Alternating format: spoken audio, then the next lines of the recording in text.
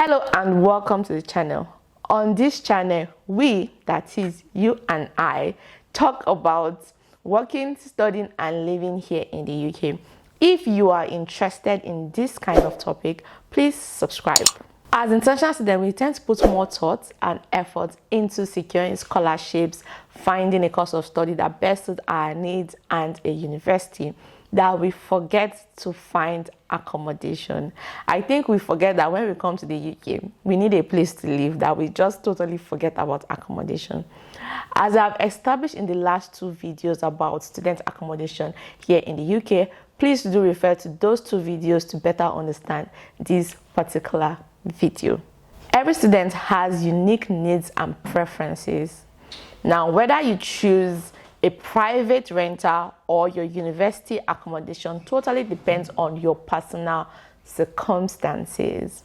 In the last video, I talked about why you should consider your university accommodation. In today's video, I will talk about why you should consider private rentals. Staying in a private rental has numerous benefits over university accommodation. Number one is cost. University accommodation can be slightly more expensive than private rentals.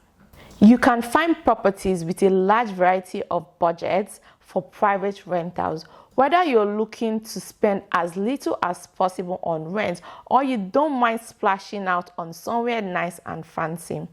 Regardless, you would always find something that suits your budget in private accommodation. However, you have to consider the distance of your apartment to the university.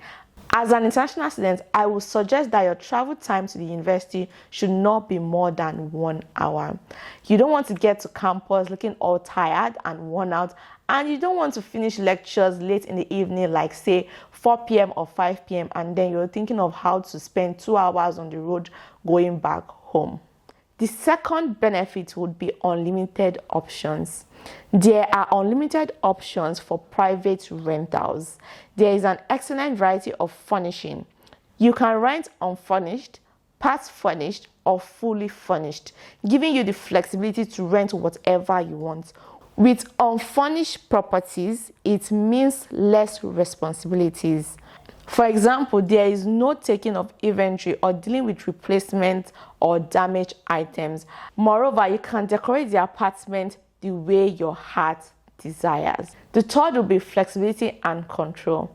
Now, in the UK, universities would usually regulate the heating on campus, and same goes for the accommodation they provide. For instance, in most hall of residence, the university accommodation team would off the heating. Probably they have a control room or somewhere where they off the heating. They would off the heating during spring and early autumn.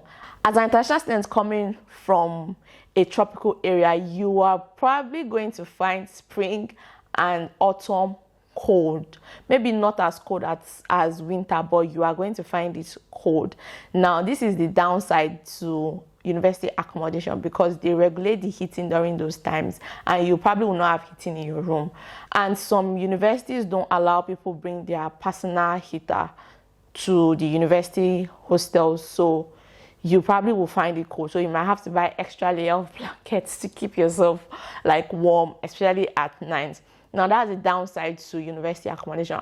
Now, for private rentals, you have control over your eating. Nobody's coming to off your eating, because it's basically like your home. You can do whatever you want in the apartment, on your eating, off your eating, and there's no central place where they will control the heating for you, unless if you're staying in a private dormitory.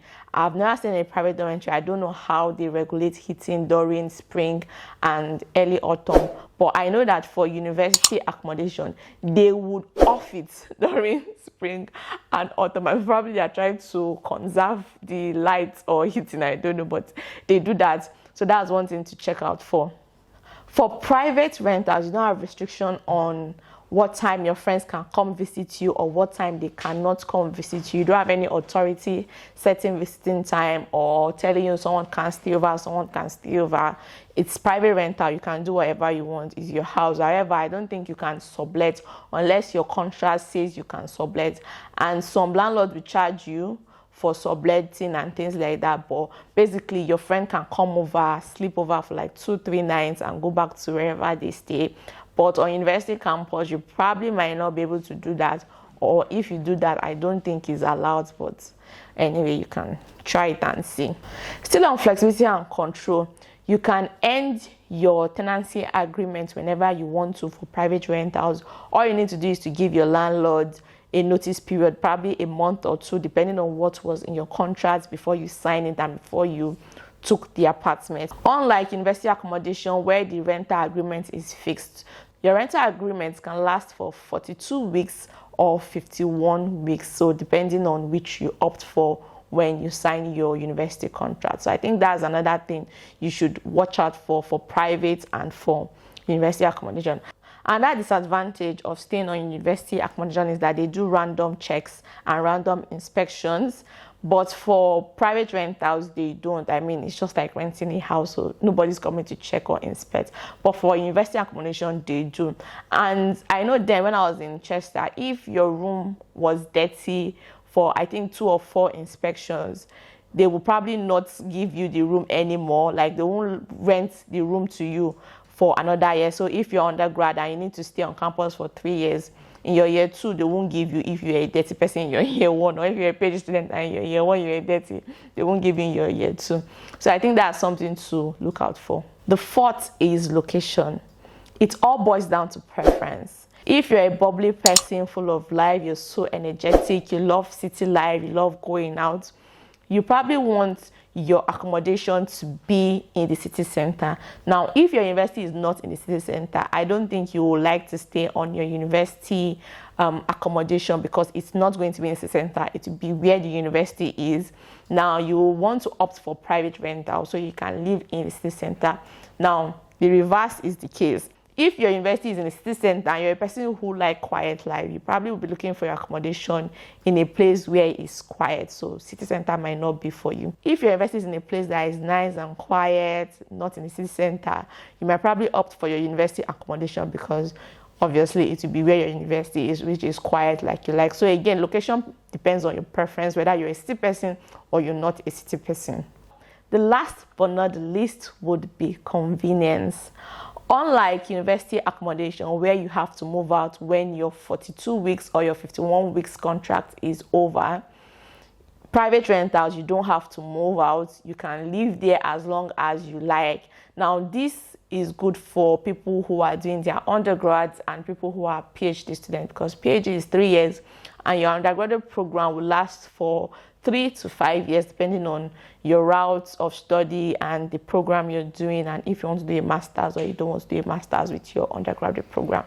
Now, if you are living, if your visa to stay in the UK is for 3 years or 5 to 3 years, whichever one, you need a place where you are stable. You don't want to be moving all the time. So for instance, if school is over, you don't want to pack your load and go and stay in a short let for like 3 months, then come back to university campus. No, private rental, you can stay there as long as you like. You just renew your contract and you just keep paying your monthly rent or your yearly rent or your weekly rent, however your rent is. So you can just stay there as long as you like. You don't have to move out after every academic year. So I think that's one of the advantages of private rentals. With this, we have come to the end of today's video. Do not forget to share this video with someone you think will find it helpful. Bye for now, and I'll see you in the next one.